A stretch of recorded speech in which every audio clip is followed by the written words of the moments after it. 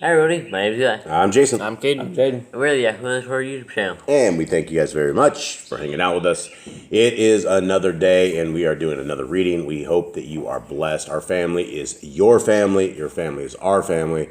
We love you all very, very much. We love everybody out there, and the people of the kingdom are absolutely awesome. And we have met a tremendous amount of family out there. And who's our family, gentlemen? Those who keep the laws, statutes, and commandments of our Creator, the Torah, the first 5 books of the Bible. That's it. That is absolutely it. Those who keep the laws, statutes, and commandments are our family. That is what we've been told.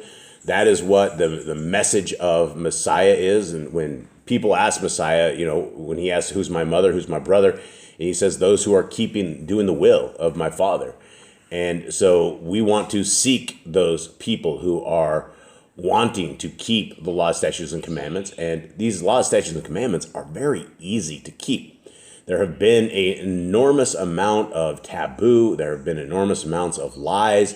And you have the entire churchianity system that has taken the laws and they've put them on the cross and they don't apply to you anymore. And when you live like that, you're living like Gentiles. And that is, as much as the Christians think that is like a term of endearment or a title, like, yes, we're the Gentiles.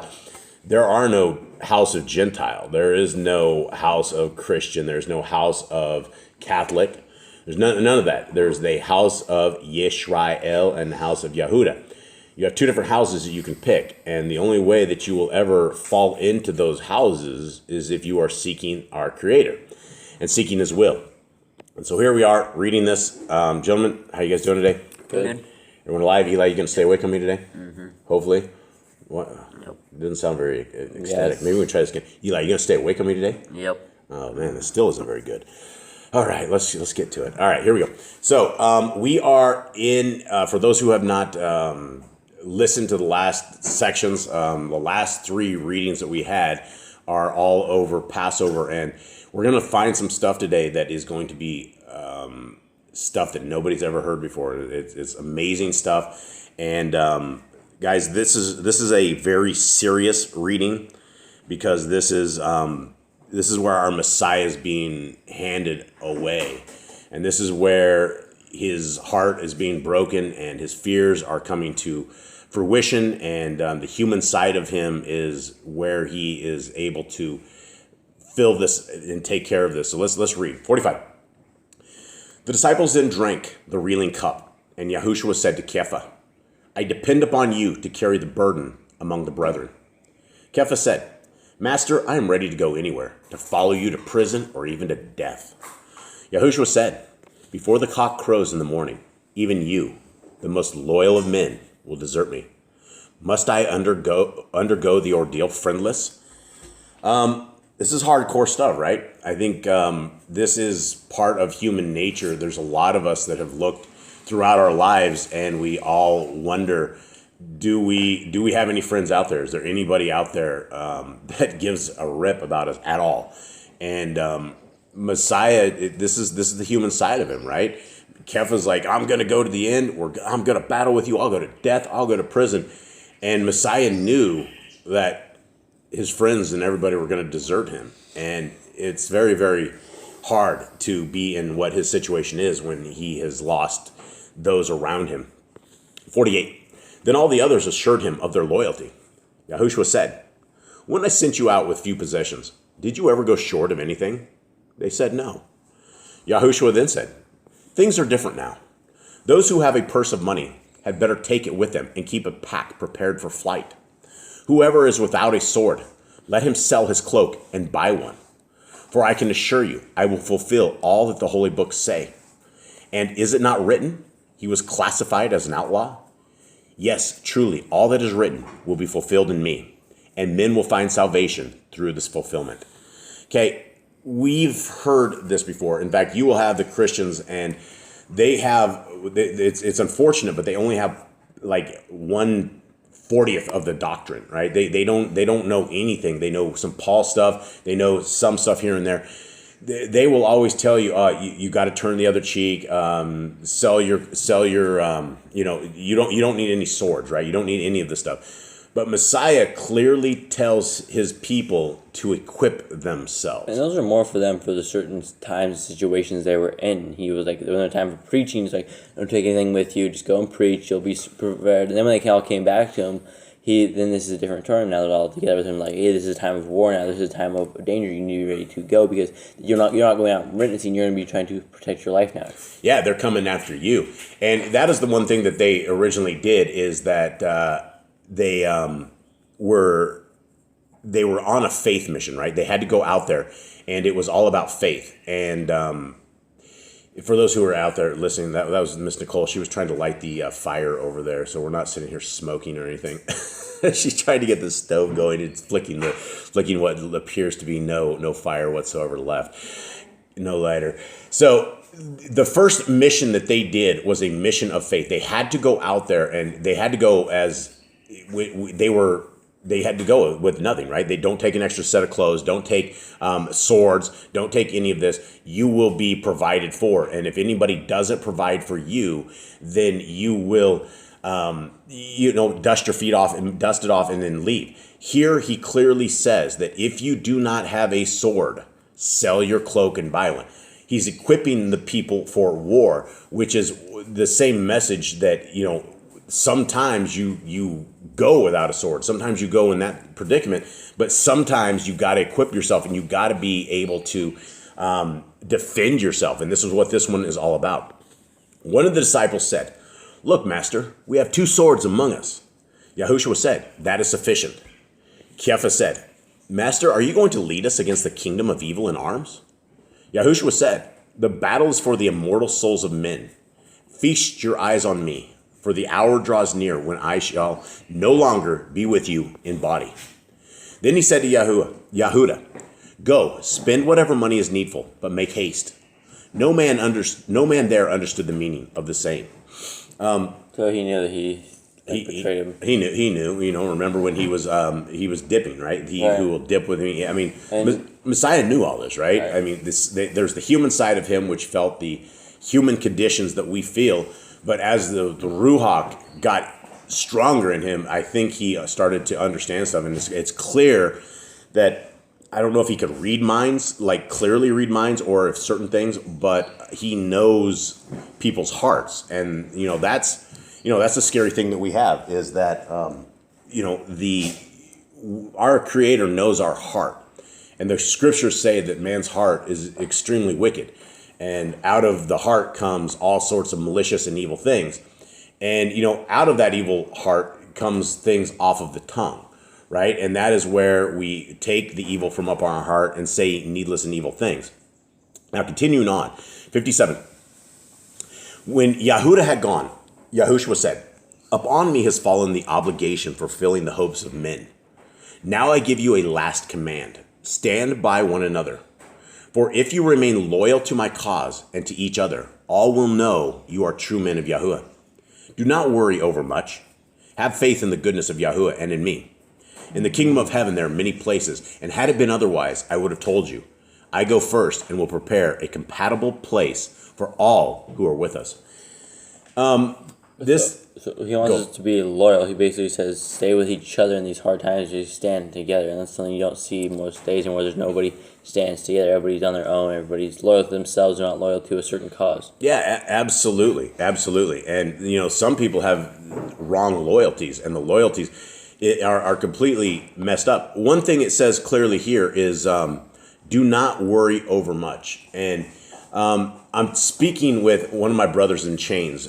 His name's James Babcock, and James is he converted in prison to a Jew, and so I am trying to work with him and show him the past before we even start talking. And I probably have, I don't know, 7 or 8 different email correspondence back and forth, maybe even more with him. He's one of the ones I talk to the most. But before, he wouldn't even say the word God. He put G-D. And I told him, I said, my friend, that is a Jewish thing. That is a thing where the Jews don't want to say the name of our Creator's name, Yahuwah. And so all these emails, he started putting in Yah's name, Yahuwah, and through all of this. But my brother James, he is, I can't remember which prison he is in, but when he's out when he gets out of this prison, they're going to take him back. They're going to extradite him to another state. And he's sitting there and he's telling me how he's worrying about this and how it's just, it's really a struggle for him. And yesterday when I wrote him, I told him, I said, James, what's going to happen is going to happen. It doesn't matter. I said, what matters is that you have your path and that your path is going to be strong. And this is what I've been telling all these prisoners that I've been talking to them. And because it's real easy to find faith in prison because it's just very easy. You're down, you have nobody there. Most of your family has deserted you. It is a very cold, dark, sad times. And what we do is when we are worrying about all these things we cannot worry about and that we cannot do anything with, Messiah tells us before not to worry about it, right? And he reiterates this right here about worrying over much. And most of us, we'll lay at night worrying about things and things out of our control. And our Creator knows our struggles. As much as it may feel like you are alone, rest assured, our Creator knows everything. When He knows the amount of hairs on our head, when He knows our struggles, our tribulations.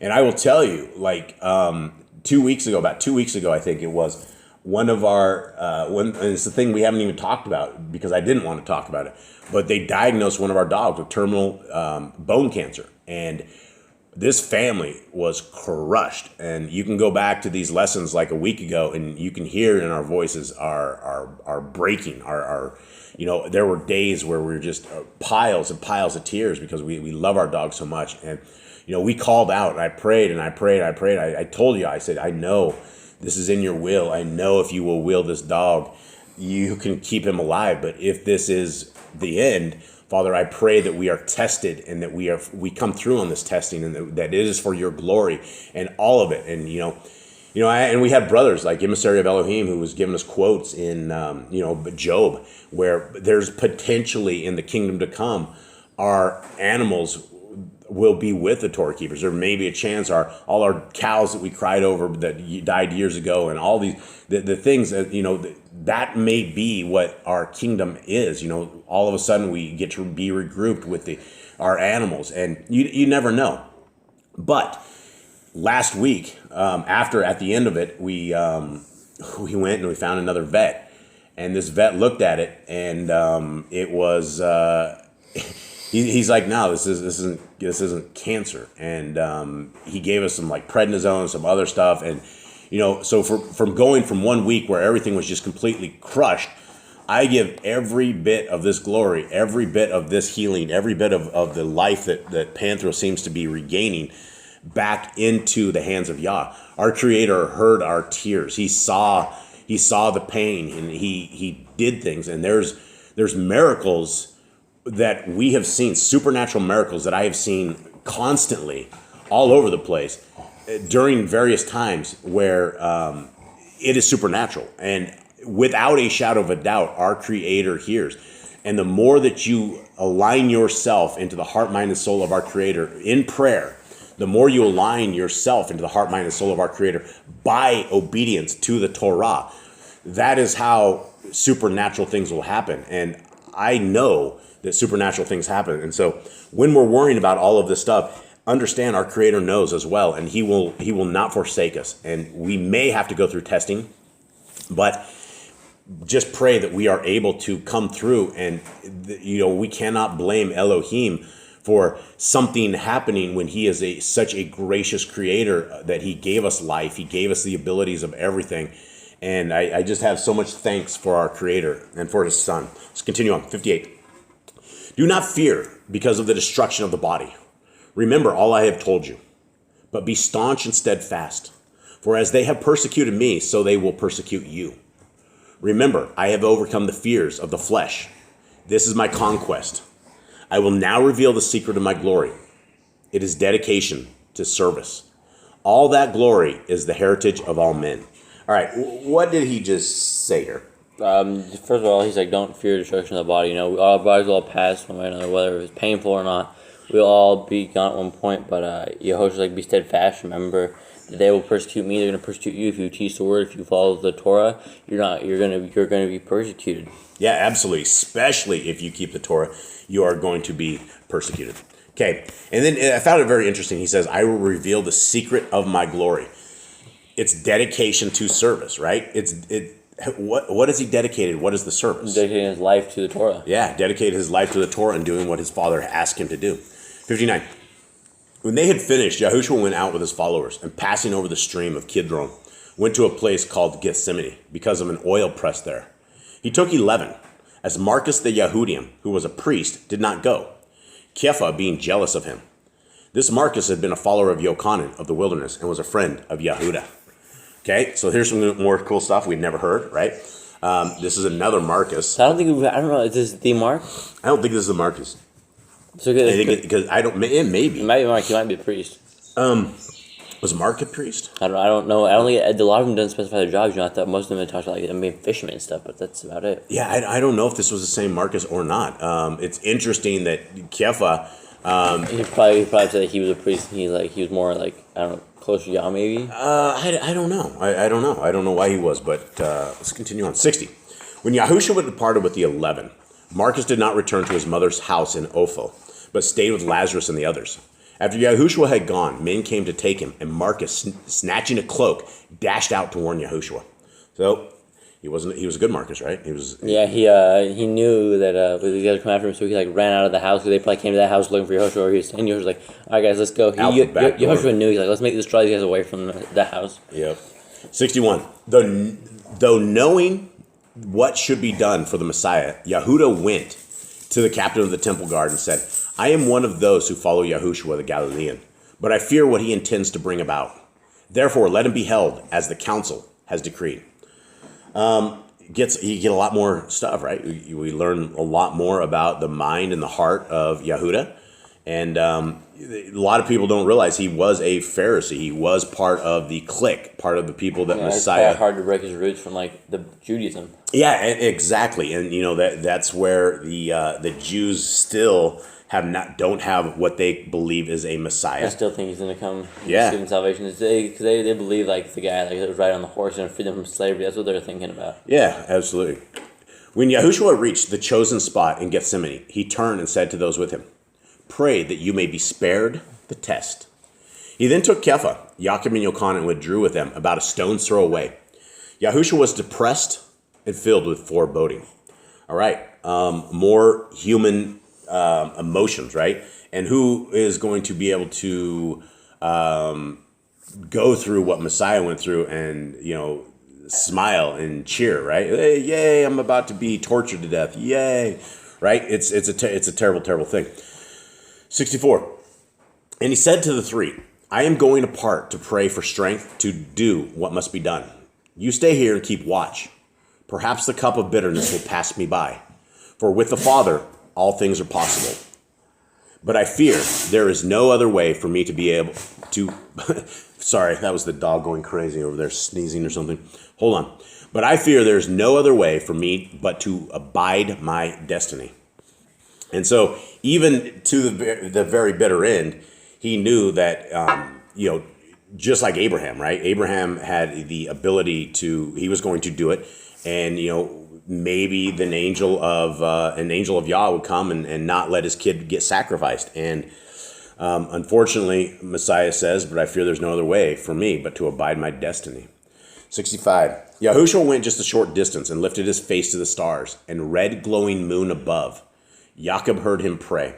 Okay, this gives us something we never ever knew before. I don't know if we knew there was a full moon, but we do now know that there was a blood moon. It was blood moon, yeah. So that probably signifies some more stuff, like some signs in the heavens and stuff. Yeah, and guaranteed we can probably figure out the exact year that Messiah was sacrificed, because we just need to go back and find that blood moon. Yeah, it's very.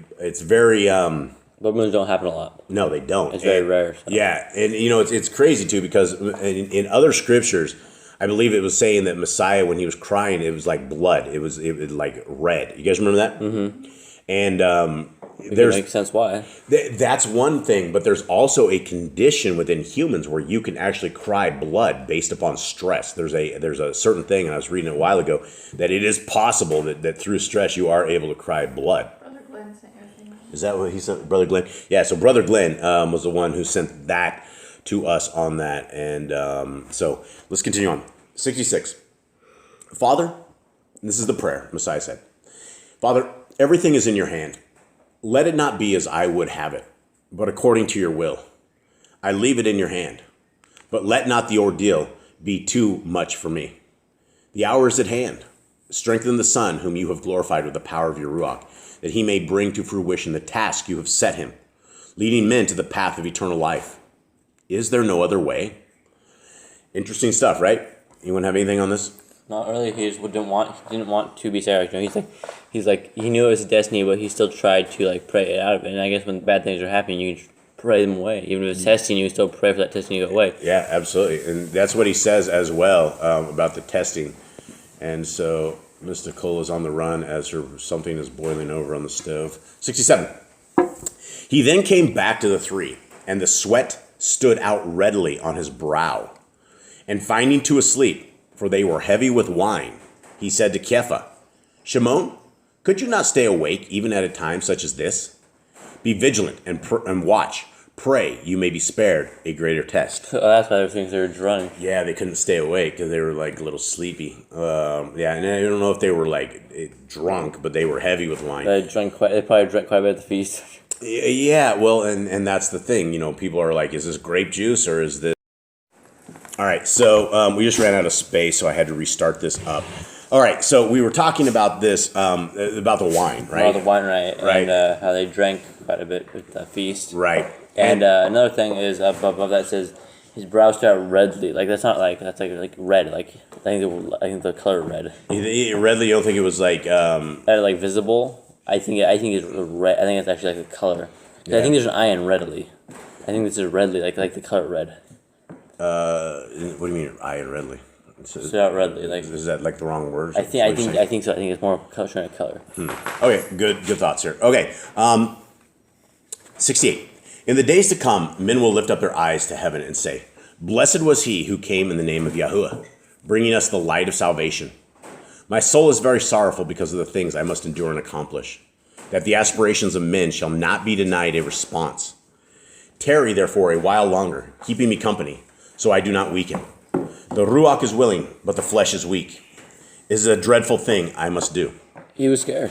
Yeah. He knew that happened. He knew how the pain he was gonna feel. He was just like painless. He was pain of a normal human. Yeah, absolutely. It says no human, is joyful over, And these punishments they're about to give him were not punishments of the Torah.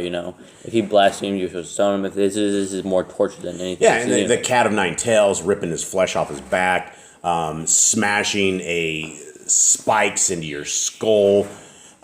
Spit on is the least of the worries at this point. But they were beating him, right? They probably punched him. They probably beat him. He was probably black and blue. He was beat nearly half to death, bled out tremendously. And, that's one of the things that people don't get is why he died like so quickly on the cross. And it wasn't quickly. There was no quick to it. There was no speed. This was a death that no man should ever have to encounter. And but he was bled to death prior to that in his beatings and all of this. And so we have to understand that our Messiah paid this price. And as he was paying that price, he asked his Father to forgive them, for they know not what they're doing. Okay. Then he went away again. But when he prayed, what he prayed, no man knows. When he returned, all three were asleep, for the wine had befuddled them. Yahushua said, Still sleeping? Now it is enough, for the hour has come, and the servant of man is betrayed into the hand of his enemies. Let us wait no longer, for here they come. Yahushua was now quite calm and strengthened. That's better to know, but it's still not. It's not. It's great. Yeah. Now the place where Yahushua had gone was known to Yehuda, who arrived accompanied by the temple guards carrying torches, staves, and cudgels. I don't know what that is, but I'm sure it's like some sort of weapon or something. Pitchfork? Yeah. Seeing them, Yahushua stood up and said, Whom do you seek? Yehuda went up to him and said, Master, I am here. He kissed Yahushua to let him know he came with friendly intentions, but it also identified him. Though those who came knew Yahushua by sight, the Torah required that some other identify him. But he was not taken according to the Torah, but by the temple guards. I don't think there's anything in the Do you have Torah where identify? Usually talk about like witnesses. Well, let's talk about this. He was not taken according to the Torah. So if you're going to arrest somebody, what would you do first? based on crimes. There would be crime reports. What would you? Yeah, witnesses, You need right? witnesses, So but- he was not arrested by the And Torah. there was no crimes. There was no witnesses either. Where are the witnesses? Where are the accusers? Why would they immediately hand him over to these guards who beat him? They put hands on They him. just completely wrong. You're supposed to go to the person and talk to them about their sins first. Very first person, right? And if there's one person, and if that doesn't work, take two people. If that doesn't work, three. If that doesn't work, you go to the judge. Say, hey, this dude's sinning, won't stop. Then the judge comes and deals with the dude. Absolutely right. And so the Torah was violated. The Torah was violated to get the son of our Creator into the hands of the devils. 75. Yahushua said, so the Messiah has been selected for sacrifice by a kiss? But Yehuda said, no, Master, there will be no sacrifice. Little did he know. When the temple guard seized hold of Yahushua, one with him drew a sword and wounded one of them. Another said, shall we smite with our swords? But Yahushua forbade this, saying to the captain of the guard, were my kingdom of this world, I would order my followers to take up arms. But my kingdom is not of this world, and evil cannot be vanquished by evil. He rebuked them with the words, did you expect to find a dangerous criminal who had to be overcome with weapons? I have been among you many days, and you left me alone. Still, what has to be done will be done, so do as you must. The captain of the guard said, if this were left until tomorrow, many would die. So I think he's saying because like there'd be a revolt. People start if they found out like in the morning, right? This is nighttime, no one knows what's going on. It's like everyone's asleep. But in the morning, they found out Yahushua's been arrested. They're all going to go revolt in the temple, and so. Or they thought because of people spinning it up that Messiah was going to raise a revolt, right? He was going to take them against the Romans, or he was going to rise up and these people would all die, right? There's a couple different things here. Right. And then I think up here it said, Yahushua's like, if I was my kingdom, I would have you take up arms. This isn't like this isn't the world of the kingdom. Like he had human emotions, like he would fight back. That's what he would do. And if he was the world kingdom. And absolutely. And that's the last thing you wanted Messiah to do was call his messengers to deal with this, right? We saw what one messenger could do to Sodom and Gomorrah. Or give enough strength to his guys to take him out, like the children of Israel. Or like in the end times when it says Messiah takes on all of the people of the earth, he basically through his he opens his mouth and all the metals of the world melt. Like nothing is able to stand against him, right? You would not want to battle Messiah if he wanted to battle you. It's not going to be a fair fight at all. All right, folks. Kind of sad, kind of grim. I think it's only going to get grimmer here in the next day or so. And the answer to the question of how do we make the kingdom, it's with the faith of Messiah Yahushua. It is with the Torah, right? Anything outside of Genesis, Exodus, Leviticus, Numbers, and Deuteronomy is violating Deuteronomy 4:2. And we are told not to do that. And we must be loyal to our Creator and loyal to his Son. His Son was very loyal to us. He was loyal for mankind. And if you're looking at it like it wasn't for me, it was absolutely for you. You are part of mankind. You are part of the family. You can be in this kingdom to come. It's simple enough, right? We've made such a hard task at making the kingdom when all we have to do is keep the laws, statutes, and commandments, separate ourselves from the world, don't look like the world, don't smell like the world, don't taste like the world, don't be involved with the world, but seek our Creator where he's able to be found and seek our Messiah, right? That king is coming, folks. The king is coming. I'm telling you. It may not be in the next day. It may not be in the next little bit. We don't know. Nobody knows, but that's the point. You're not supposed to know, because if everybody knew the exact date, then they would wait 2 days before and they would get rid of... What's that? They start repenting. Yeah, they start repenting 2 days before, right? And right before that, they would okay, well, put away the pornography, put away all of this kind of stuff, put away the evil in our lives. And we need to put away the evil now. We need to get our lives straight, and we need to get it straight for our families. We need to get it straight for ourselves, and we need to get it straight for Yah. Yah has blessed us with everything, and we can be a little bit loyal and give him back what he asks us, which is not that hard. It's some commands that are amazing, that will make your life better. You will live longer. You will dwell better, and the kingdom is within our grasp if Yah is willing to give it to us for our obedience. So with that, guys, thank you very much. We love you guys very much. We hope you have a wonderful day, and we are out. All right, shalom.